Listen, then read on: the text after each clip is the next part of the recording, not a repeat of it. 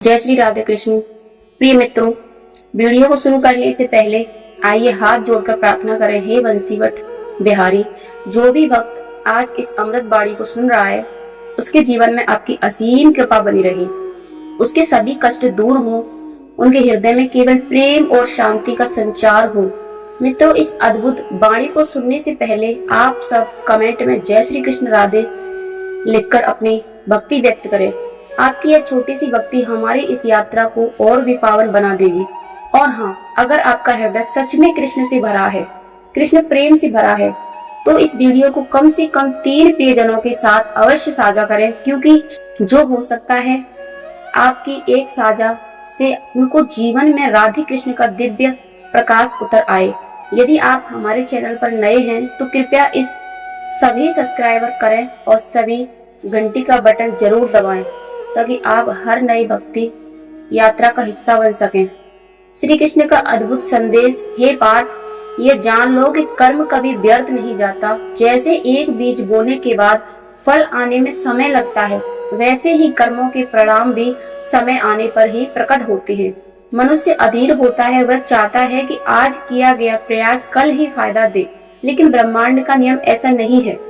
समय, धैर्य और न्याय का तंत्र अदृश्य रूप से काम करता है। श्री कृष्ण कहते हैं, जब कोई कर्म किया जाता है, वह ऊर्जा की तरह ब्रह्मांड में फैलता है और सही समय आने पर लौटकर उसी व्यक्ति के जीवन में परिणाम बनकर आता है। अच्छे कर्म आशीर्वाद बनकर लौटते हैं, बुरे कर्म दुख बनकर लौटते हैं, लेकिन दोनों के परिणाम का मार्ग और समय अलग अलग होता है। कर्म का परिणाम केवल कर्म पर ही बल्कि उसकी भावना और निष्ठा पर भी निर्भर करता है। जो केवल फल की इच्छा में कर्म करता है, वह बंधन में बन जाता है, लेकिन जो निष्काम भाव से कर्म करता है, वही मोक्ष की ओर अग्रसर होता है। हे मानव, यह संसार दर्पण की तरह है, जैसा तुम करोगे वैसा ही पाओगे। यदि आज तुम किसी की मदद करते हो, तो कल किसी के रूप में तुम्हें भी मदद मिलेगी। यदि तुम किसी का दिल दुखाते हो, तो वह दुख किसी और रूप से तुम्हारे जीवन में लौटेगा।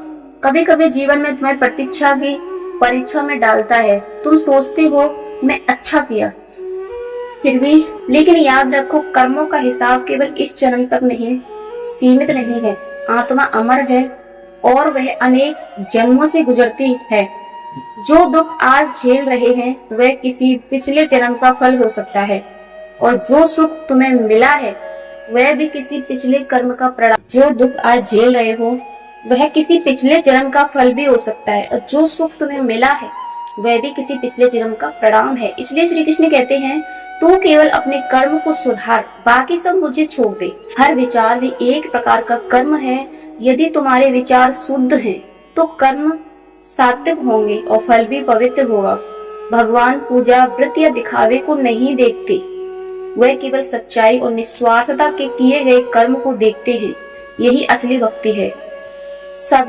कभी कभी ईश्वर तुरंत फल नहीं देते, ताकि तुम्हारे भीतर अहंकार न आ सके। तुम उन्हें धैर्य और सहनशीलता का शिक्षा देते हैं, और जब तुम फल पाने योग्य हो जाते हो, तभी वह तुम्हारे जीवन में उतरता है। जो बिना किसी अपेक्षा के कर्म करता है, वही वास्तव में ईश्वर के समीप होता है। किसी भूखे को भोजन देना, किसी उदास को मुस्कान देना, किसी अनजान की मदद करना, यही वे कर्म हैं जो जीवन में और जन्म तक आशीर्वाद देते हैं। जीवन एक रणभूमि है। यहाँ पर कर्म एक तीर है।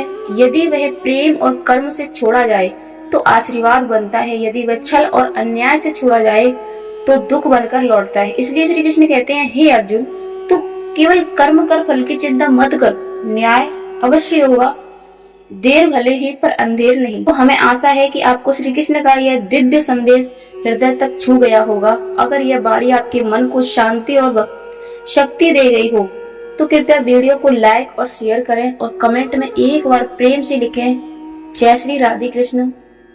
ईश्वर आपके जीवन को सदैव आनंद, शक्ति, शांति और प्रेम